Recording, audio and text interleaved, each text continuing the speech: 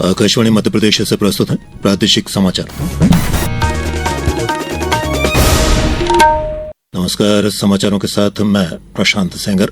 सबसे पहले इस बुलेटिन के मुख्य समाचार। प्रधानमंत्री नरेंद्र मोदी कल प्रदेश दौरे पर अशोकनगर जिले के आनंदपुर धाम में एक सार्वजनिक कार्यक्रम में होंगे शामिल। मध्य प्रदेश में 5 ग्रीनफील्ड इकोनॉमी सेंटर बनेंगे, कहा केंद्रीय सड़क परिवहन और राजमार्ग मंत्री नितिन गडकरी ने। भगवान महावीर की जयंती पर प्रदेश में भी हुआ अनेक कार्यक्रमों का आयोजन और प्रदेश में गर्मी के तेवरों के साथ कुछ जिलों में ओलावृष्टि और बारिश की भी संभावना। और अब समाचार विस्तार से। प्रधानमंत्री नरेंद्र मोदी कल प्रदेश के दौरे पर रहेंगे। वे अशोकनगर जिले के आनंदपुर धाम में एक सार्वजनिक कार्यक्रम में भाग लेंगे और इस अवसर पर उपस्थित लोगों को भी संबोधित करेंगे। आनंदपुर धाम की स्थापना आध्यात्मिक और परोपकारी उद्देश्यों के लिए की गई है। इसी दौरान प्रधानमंत्री ईसागढ़ में गुरुजी महाराज मंदिर में दर्शन और पूजा अर्चना करेंगे। इसके पूर्व श्री मोदी वाराणसी जाएंगे और 3,880 करोड़ रुपए से अधिक की लागत वाली विभिन्न विकास परियोजनाओं का शिलान्यास और उद्घाटन करेंगे। केंद्रीय सड़क परिवहन और राजमार्ग मंत्री नितिन गडकरी ने आज धार जिले के बदनावर में 1,352 करोड़ रुपए लागत की बदनावर उज्जैन 4 लेन का लोकार्पण किया। श्री गडकरी ने कार्यक्रम में कुल 5,800 करोड़ की 328 किलोमीटर लंबी 10 सड़क परियोजनाओं का भूमि पूजन भी किया। इस अवसर पर अपने संबोधन में श्री गडकरी ने कहा कि मध्य प्रदेश में 33,000 करोड़ की लागत से 5 ग्रीनफील्ड इकोनॉमिक कॉरिडोर बनेंगे। श्री गडकरी ने बताया कि हम मध्य प्रदेश में साल भर में 3 लाख करोड़ रुपए के बुनियादी ढांचे के निर्माण का काम पूरा करके देंगे। उन्होंने कहा कि इंडस्ट्री आएगी, इंडस्ट्रियल क्लस्टर और गोडाउन बनेंगे तो लोगों को रोजगार मिलेगा। हम मध्य प्रदेश में एक साल जब खत्म होगा तो 3 लाख करोड़ रुपए का इंफ्रास्ट्रक्चर का काम हम पूरा करके देंगे, ये मैं वचन आपको देना चाहता हूं। एक दिल्ली मुंबई से आप जुड़ जाएंगे, इंडस्ट्री आएगी, गोडाउन बनेंगे, इंडस्ट्रियल क्लस्टर्स बनेंगे और रोजगार का निर्माण होगा, गरीबी भूखमरी से मुक्ति मिलेगी। हमारा ये ट्राइबल का सेक्टर है, हमारे यहाँ के लोग खेती करते हैं और 2 बातों का मैं जिक्र करता हूं कि आने वाले समय में गांव गरीब मजदूर किसान का कल्याण करना है। स्मार्ट शहर नहीं, स्मार्ट विलेज बनानी है। इसी लोकार्पण कार्यक्रम में मुख्यमंत्री डॉक्टर मोहन यादव ने कहा कि सड़क कनेक्टिविटी केवल रास्तों को जोड़ने का काम ही नहीं करती है, बल्कि ये लोगों की जिंदगी बदल रही है। सड़क की कनेक्टिविटी आज जिस प्रकार से गडकरी जी के नेतृत्व में बढ़ रही है, ये केवल सड़क की कनेक्टिविटी नहीं है, ये लोगों की जिंदगी बदलने के लिए, किसानों की फसल सही समय पे सही मंडी तक पहुंचाने के लिए, उद्योग धंधों को अपने व्यापार व्यवसाय बढ़ाने के लिए आने वाले समय में ये धार जिले के अंदर एक नई करवट ले रहा समय और बदलते दौर में ये बदनावर भी धीरे धीरे महानगर की तरफ आएगा। केंद्र सरकार ने प्रधानमंत्री पोषण शक्ति निर्माण पीएम पोषण योजना के अंतर्गत सामग्री लागत में 9.50% की वृद्धि की है। ये योजना केंद्र प्रायोजित है। इसके अंतर्गत सरकारी और सहायता प्राप्त स्कूलों में बाल वाटिका तथा 1 से 8वीं तक पढ़ने वाले 11 करोड़ से अधिक विद्यार्थियों को गर्म पका हुआ भोजन परोसा जाता है। केंद्रीय शिक्षा मंत्रालय ने बताया है कि नई दरें 1 मई से सभी राज्यों और केंद्र शासित प्रदेशों में लागू होंगी। इस वृद्धि के कारण केंद्र सरकार पर वर्ष 2025-26 में 954 करोड़ रुपए की अतिरिक्त लागत आएगी। सर्वोच्च न्यायालय 16 अप्रैल को वक्फ संशोधन अधिनियम 2025 की संवैधानिक वैधता को चुनौती देने वाली याचिकाओं पर सुनवाई करेगा। मुख्य न्यायाधीश न्यायमूर्ति संजीव खन्ना, न्यायमूर्ति संजय कुमार तथा न्यायमूर्ति केवी विश्वनाथन की पीठ इस मामले की सुनवाई करेगी। वक्फ संशोधन अधिनियम 2025 मंगलवार से प्रभावी हो गया था। सरकार ने इस संबंध में अधिसूचना भी जारी कर दी है। समाचारों में अब वक्त हो चला है एक छोटे से अंतराल का।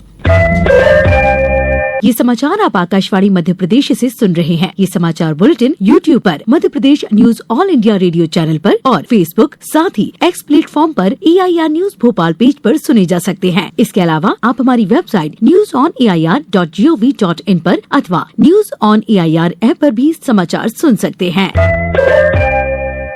अंतराल के बाद एक बार फिर आप सभी का प्रादेशिक समाचारों में स्वागत है। 24वें और अंतिम जैन तीर्थंकर भगवान महावीर की जयंती आज देश भर में मनाई जा रही है। इस अवसर पर प्रदेश में भी अनेक कार्यक्रमों का आयोजन किया गया। मुख्यमंत्री डॉक्टर मोहन यादव ने महावीर जयंती पर प्रदेश के नागरिकों को हार्दिक बधाई और शुभकामनाएं दी हैं। मुख्यमंत्री ने कहा है कि भगवान महावीर ने तत्कालीन समाज को मानवता, अहिंसा और सद्भावना का जो संदेश दिया वो आज भी प्रासंगिक है। प्रदेश में राजधानी भोपाल सहित डिंडोरी, नीमच, छतरपुर और देवास के अलावा अन्य जिलों से भी महावीर जयंती मनाए जाने के समाचार मिले हैं। आज जल संसाधन दिवस है। इस अवसर पर मुख्यमंत्री डॉक्टर मोहन यादव ने प्रदेशवासियों को शुभकामनाएं दी हैं। सोशल मीडिया एक्स पर जल संरक्षण के महत्व को रेखांकित करते हुए मुख्यमंत्री ने कहा कि जल केवल जीवन जीने का साधन नहीं है, बल्कि भारतीय संस्कृति में ये एक संस्कार की तरह है। उन्होंने विशेष रूप से युवाओं को जल बचाने के लिए जागरूक रहने और समाज को प्रेरित करने का संदेश दिया। इधर प्रदेश में जल प्रबंधन और वर्षा जल संचयन के प्रति जागरूकता को लेकर जल गंगा जल संवर्धन अभियान चलाया जा रहा है। इसी के तहत राजगढ़ जिले में आज जिला मुख्यालय पर राजमहल परिसर में स्थित बावड़ी का श्रमदान से सफाई का आयोजन किया गया। इसी तरह सीहोर जिले में इस अभियान के तहत आमजन को जल संरक्षण के प्रति जागरूक करने के लिए दीवार लेखन, जागरूकता रैली, पोस्टर, बैनर और ग्राम सभाएं सहित अनेक गतिविधियां संचालित की जा रही हैं। खंडवा जिले में भी जल संरक्षण और संवर्धन की दिशा में जागरूकता को लेकर ग्रामीणों को जल का महत्व बताया जा रहा है। उधर पंचायत एवं ग्रामीण विकास मंत्री प्रहलाद पटेल ने गुना जिले के ग्राम कंजा में स्थित कूनो नदी के उद्गम स्थल पर जल गंगा संवर्धन अभियान में सहभागिता करते हुए कलश पूजन कर जल संरक्षण के प्रति जन जागरूकता का संदेश दिया। आज दुनिया भर में विश्व होम्योपैथी दिवस मनाया जा रहा है। होम्योपैथी दुनिया की दूसरी सबसे बड़ी चिकित्सा प्रणाली है।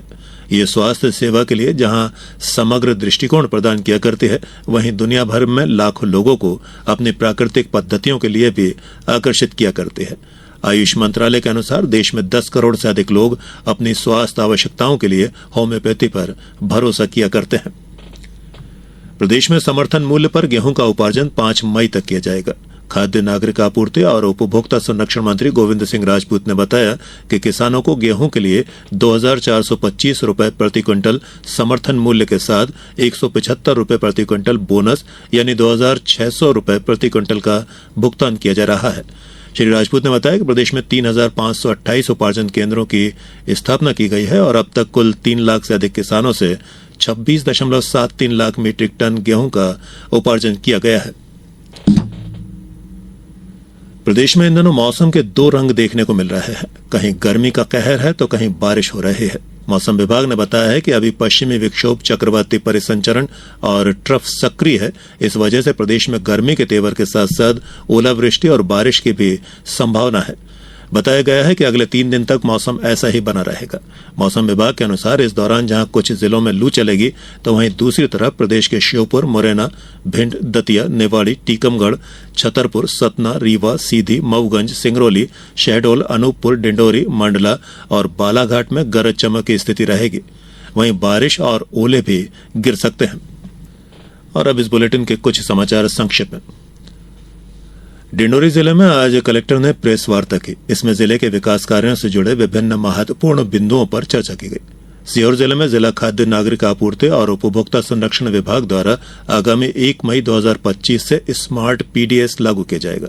स्मार्ट पीडीएस के सभी पात्र हितग्राहियों की ई-केवाईसी 30 अप्रैल तक कराई जाएगी। देवास जिले में भी जल गंगा संवर्धन अभियान संचालित किया जा रहा है। अभियान के माध्यम से जल संरचनाओं के निर्माण और गहरीकरण का काम किया जा रहा है। और Madhya Pradesh power transmission company ने खंडवा के जुलवानिया में 500 MVA क्षमता का पावर ट्रांसफार्मर स्थापित किया है। इस बुलेटिन में बस इतना ही। अगला बुलेटिन सुबह 7:10 पर। नमस्कार।